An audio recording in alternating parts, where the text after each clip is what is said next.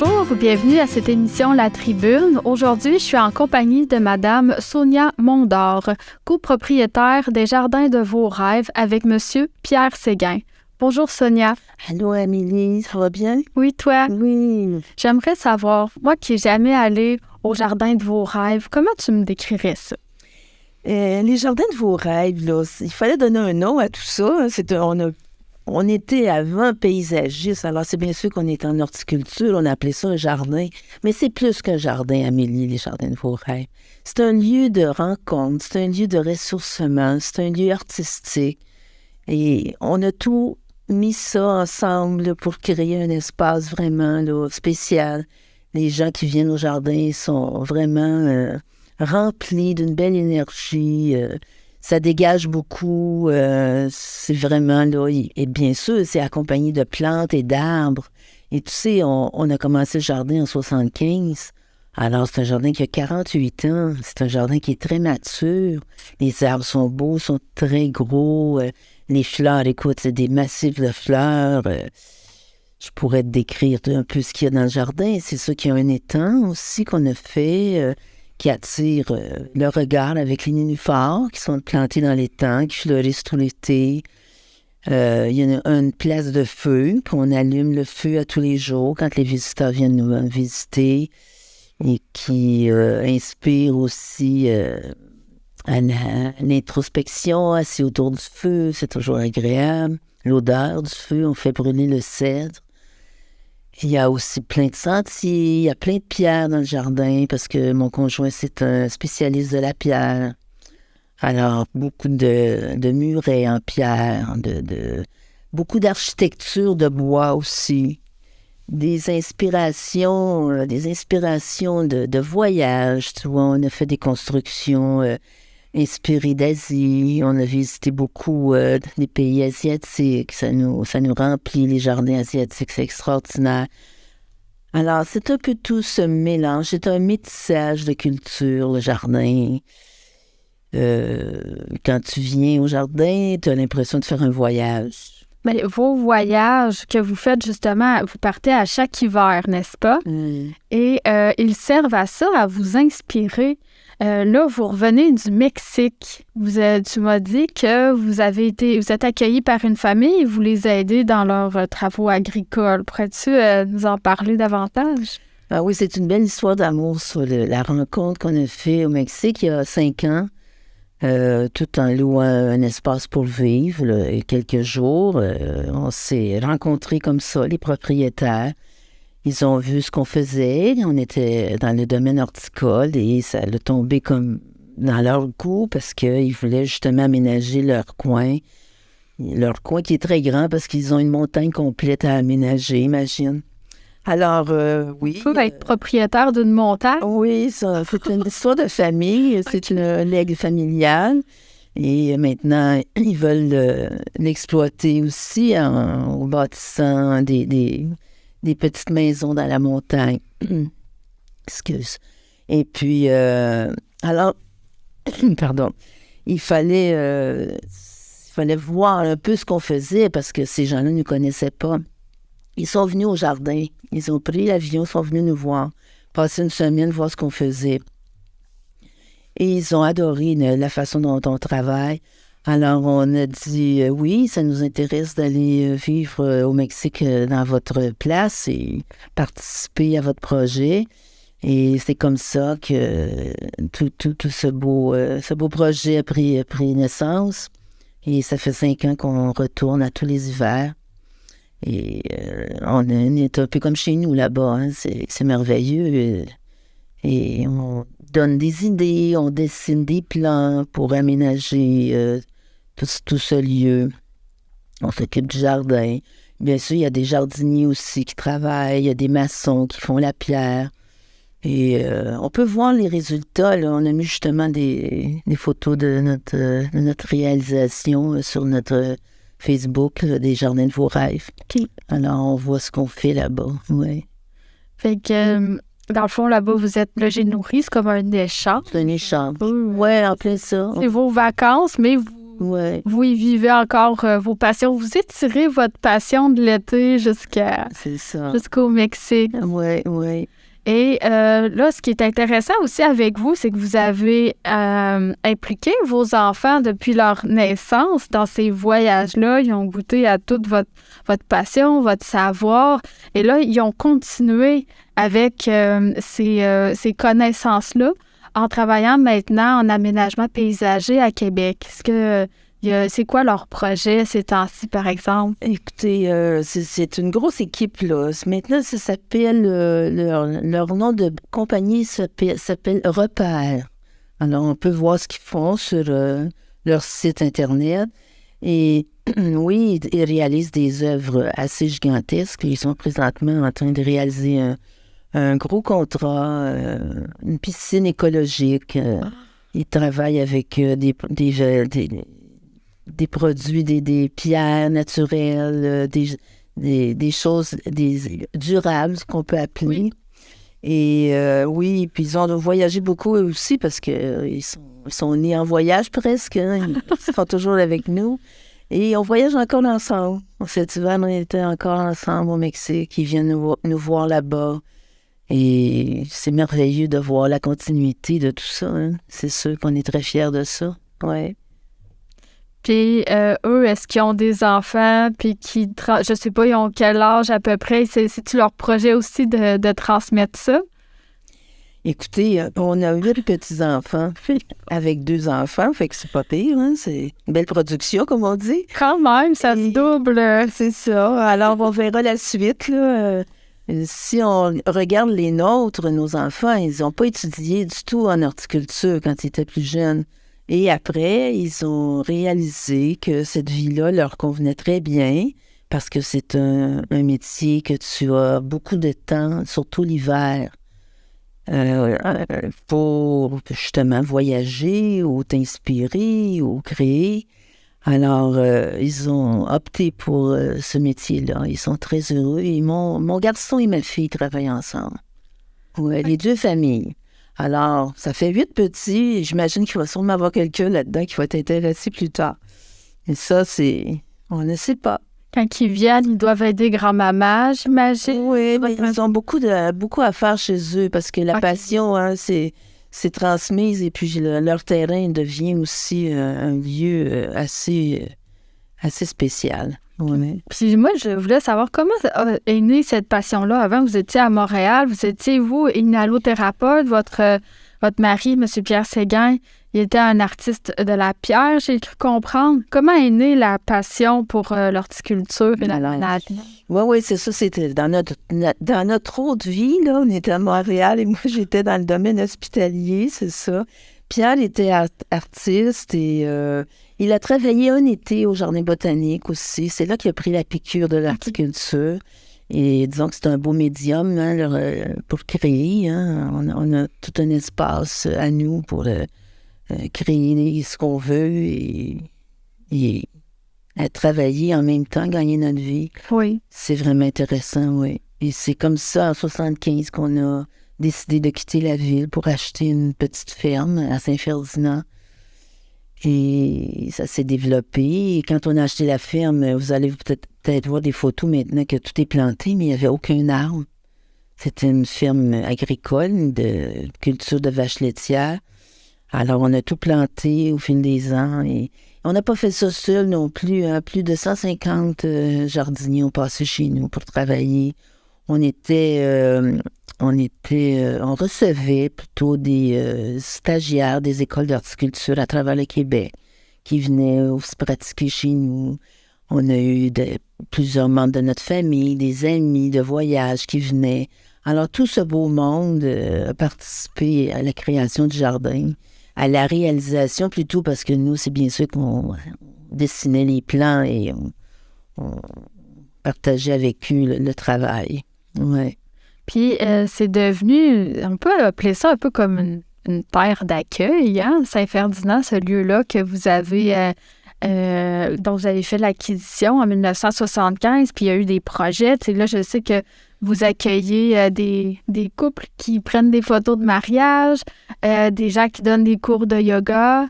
Vous accueillez aussi des artistes pour exposer à l'intérieur dans une bâtisse sur le terrain. Il y a aussi le SANA. Oui.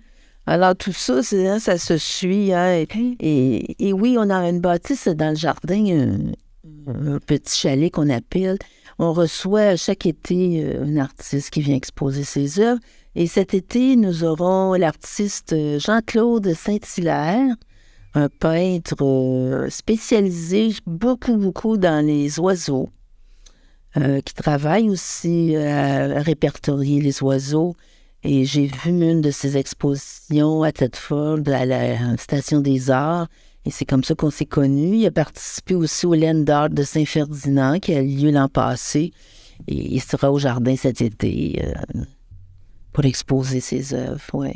Puis après l'été, il y a le SANA. Après l'été, c'est ça. Quand le jardin est ferme, on s'occupe du SANA avec un beau groupe de bénévoles, un beau projet communautaire à Saint-Ferdinand avec des sentiers qui sont réalisés sur la terre anciennement, des sœurs qui s'occupaient des petits patients qui étaient à l'hôpital Saint-Julien à l'époque. Et on a retrouvé les sentiers que la sœur avait déjà organisés à l'époque avec une petite étang. On a tout débroussaillé ça. Et maintenant, c'est de toute beauté avec une fontaine et une place de feu aussi. Et c'est un endroit là vraiment aussi pour se recueillir, marcher, puis voir des œuvres qui sont restées depuis l'an passé. Et on reçoit encore cette année un groupe d'artistes qui vont participer au Land d'art, qui va avoir lieu la semaine précédant les Journées de la culture. Je pense que c'est le 24. Et après ça, ça va rester tout l'été, tout l'automne. Les gens vont pouvoir venir voir les œuvres. Et ce sont des sentiers qui mènent du village de Saint-Ferdinand jusqu'au manoir du lac.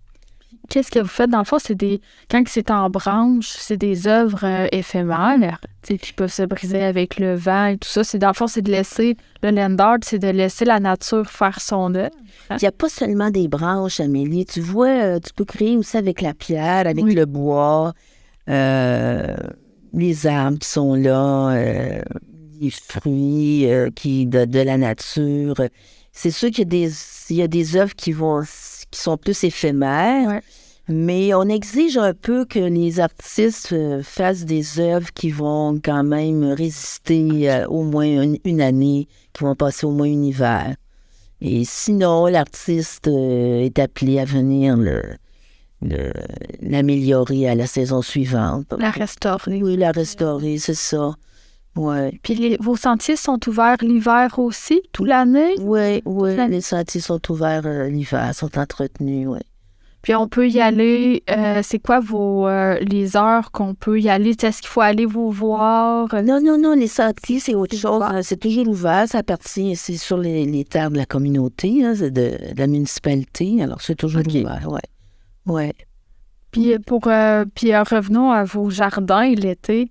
Comment ça fonctionne? Est-ce que monsieur, madame, tout le monde peut y aller quand il le souhaite ou il faut aller vous voir avant? Pas besoin de réserver, juste à se présenter au jardin les vendredis, samedis et dimanches seulement. D'accord. On est fermé la semaine.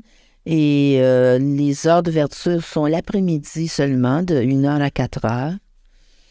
Puis il y a des frais d'entrée, bien sûr. C'est un jardin qui demande beaucoup d'entretien. Quand vous allez le visiter, vous allez comprendre. Alors, c'est ça. Oui, ça nous fait plaisir d'accueillir les gens. Ça fait depuis l'an 2000 qu'on accueille les gens. Avant, on était 6 jours semaine, mais avec la pandémie, on a commencé à réduire. Et ça va très bien comme ça. Les gens se présentent dans ces heures-là, oui. OK. Puis, j'aimerais vous parler un peu de vos partenariats. J'ai vu sur votre site Internet la Forêt des Gnomes. Qui est cet artiste qui fait vos gnomes?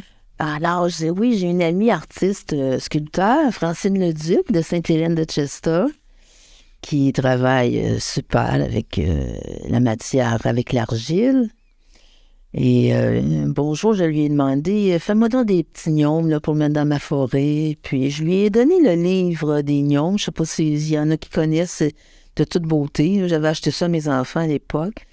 Et Et on voit toute la vie des gnomes. Hein. Ce sont des petits personnages miniatures qui vivent comme les adultes, finalement. Ils se lavent, ils mangent, ils grimpent des arbres. Alors, elle m'est arrivée avec une famille de gnomes que j'ai installée. Et pour les installer, il fallait leur construire un lieu spécifique, hein, parce qu'ils ne vivent pas n'importe où. Ils sont bien à l'aise dans la forêt. Alors, on a fait des petites maisons avec du bois flotté. On travaille souvent avec le bois flotté qu'on peut trouver à la rivière là, à Saint-Ferdinand, à la décharge du lac. Et c'est une belle magie. Hein, les gens, c'est sûr que ça fait du bien de sortir un peu du sérieux de la vie puis de rentrer dans un monde imaginaire. C'est un bonheur. Ouais. Et ça permet aussi aux enfants de connecter avec la nature. Hein? Quand il y a déjà une histoire, ils peuvent s'y imprégner puis amener leurs éléments aussi. Écoute, je suis vraiment surprise de voir la réaction des enfants parce que, tu sais, si la mère dit « on s'en va visiter un jardin aujourd'hui », mais c'est pas toujours intéressant pour les petits. Mais chez nous, c'est différent parce qu'il y a beaucoup de sentiers. Tu vois, il y a l'étang avec les grenouilles. Les enfants, ils passent des heures à regarder les grenouilles puis à s'amuser autour de l'étang. Il y a aussi la forêt des gnomes, bien sûr, avec toute cette magie. Fait que, non, c'est vraiment bien. J'ai pas vu d'enfant qui disait « oh, on s'en va. » Non, il va le rester. On va tester ça cet été avec mes enfants. OK, c'est bon. Comme les enfants grandissent, il y a certaines thématiques qui ponctuent le mouvement, l'évolution aussi du jardin. Est-ce que, selon vos voyages, il y a différentes thématiques dans le jardin? Bien sûr. Moi, je dis toujours aux gens, c'est comme un voyage, mais en même temps, ça coûte pas très cher parce que vous n'avez pas d'avion à prendre. Alors, c'est vraiment un voyage, visiter le jardin. Écoute, on s'est promené beaucoup sur la planète. On a fait beaucoup d'Asie, le Japon, la Birmanie, l'Inde, et tous ces beaux voyages-là nous inspirent, bien sûr. Les paysages nous inspirent, mais on visite aussi des jardins, on rencontre des gens, on mange de différents... Tu sais, on est ouvert à tout ça, à tout ce qui est nouveau, et agrémenter aussi la vie, parce que c'est ça aussi le jardin, c'est d'être bien là-dedans, et on transforme ça en différentes thématiques. Alors, tantôt, j'ai parlé de l'étang, mais la place de feu aussi, qui est vraiment spéciale et plein de portes. On a à traverser beaucoup de portes dans le jardin. Et chaque porte nous amène dans un lieu spécifique. Et on reconnaît, c'est des petits clins d'œil, tu vois, de différents voyages qu'on peut reconnaître au jardin. Et on travaille aussi avec des matériaux qui, bien sûr, si on est au Japon, si on est en Asie, les matériaux ne sont pas les mêmes que les nôtres. Il faut que ça résiste à l'hiver. Alors, on travaille avec des matériaux d'ici, avec de la paille, avec des branches d'arbres, le bois, le cèdre, les pierres qu'on trouve dans la région. Et c'est comme ça que le jardin s'est construit, en s'inspirant beaucoup de nos voyages, oui. Puis en tant qu'entrepreneuse, ça vous demande quoi d'implication? Là, les jardins vont réouvrir bientôt. Ça demande beaucoup de préparation au printemps. Et je te dirais, les gens qui visitent me disent souvent, « Mon Dieu, que ça doit être de l'ouvrage. » Mais oui, c'est sûr que c'est de l'ouvrage, mais c'est pas juste de l'ouvrage, c'est un plaisir, c'est une connexion qu'on a avec le jardin qui nous rend vraiment, je trouve que ça vient nous faire un équilibre dans la vie. Parce qu'on oublie tout quand on est dans le jardin. On n'a plus de problème, tout va bien. On est vraiment imprégné dans notre création. Et maintenant, présentement, oui, on se prépare à ouvrir là, tu vois, on ouvre le 1er juillet. On est seulement en avril, mais déjà, on a commencé depuis 2 semaines qu'on est dans le jardin. Vous faites quoi, là? Alors, ce qu'on fait, on répare ce qui est brisé parce que l'hiver était dur avec beaucoup de neige sur les toits qu'on a fait, les structures en bois. Il faut les resolidifier. Et on crée aussi, toutes sortes de pièces. Là, je viens de créer une pièce avec de la mousse que j'avais ramassée l'automne dernier. Et j'ai fait un peu avec un immense ballon, une terre avec de la mousse, différentes couleurs. Et cette grande boule-là qui représente la terre, elle est portée par un chérubin que j'avais dans mon jardin. Alors, ça donne un sens aussi à tout. Tu sais, il y a toujours un côté un peu spirituel. Ça donne une âme au jardin aussi. Ça touche beaucoup les gens de voir ces objets-là, ces sculptures qu'on fait. Il y en a d'autres qui sont faits avec le bois, comme un couple enlacé qui... tu sens l'amour, tu sens la présence et ça fait du bien. Et des têtes de femmes cachées dans l'herbe qui ont l'air... c'est vraiment là, un ressourcement pour les gens. Et c'est ce qu'on fait présentement. Là, on se prépare à refaire ça, à faire des nouveautés aussi. Et on va arriver à temps. On arrive toujours à temps pour le 1er juillet. Fait que là, première phase, en avril, on répare qu'est-ce qui a été brisé par l'hiver. Ensuite, quand ça a été fait, ou en même temps, tu sais, des fois, c'est en alternance, on prépare des plans pour créer des nouveautés. Puis ensuite, quand la terre est bien dégelée, j'imagine que c'est au mois de mai, là, on commence à planter. On plante. J'ai un potager aussi qui est très, très beau, avec une salle. Les gens peuvent tout visiter ça. Et c'est toujours la visite, et ça fait toujours au son de la musique. Quand il y a une belle musique douce qui est dans le jardin. On peut prendre un thé aussi au jardin. Plein d'endroits pour s'asseoir, pour relaxer. Puis c'est ça, c'est un lieu de rencontre aussi. Hein. On parle aussi avec les gens. On est toujours dans notre jardin quand les gens viennent nous visiter. Et ils peuvent parler avec nous, poser des questions. C'est un plaisir pour nous. On fait des super belles rencontres, c'est sûr. Oui. Un jardin spirituel. Aussi, ça touche beaucoup, ça touche l'âme. Je te dirais, là, Amélie, écoute, je raconte toujours cette histoire-là. Il vient des gens, des fois, qui pleurent au jardin, parce que, tu sais, on ne sait pas ce que les gens vivent. Hein? Oui. Les gens arrivent des fois avec des grandes souffrances, avec des deuils. Et là, ils sont face à une beauté qui vraiment les renverse et qui les touche. Alors, les larmes coulent, ils nous prennent dans leurs bras, ils nous serrent. Et en ouvrant le jardin, moi, je ne m'attendais pas à ça. Là. Je ne savais pas comment ça réagirait. Alors, j'ai constaté que, mon Dieu, que ça fait du bien aux gens. Mais je pense que quand on est face à la nature, on ne peut plus se cacher. C'est ça. On n'a plus de masque. Et quand les masques tombent, l'émotion revient. Il y a de libération. Oui, une émotion qui touche beaucoup, oui.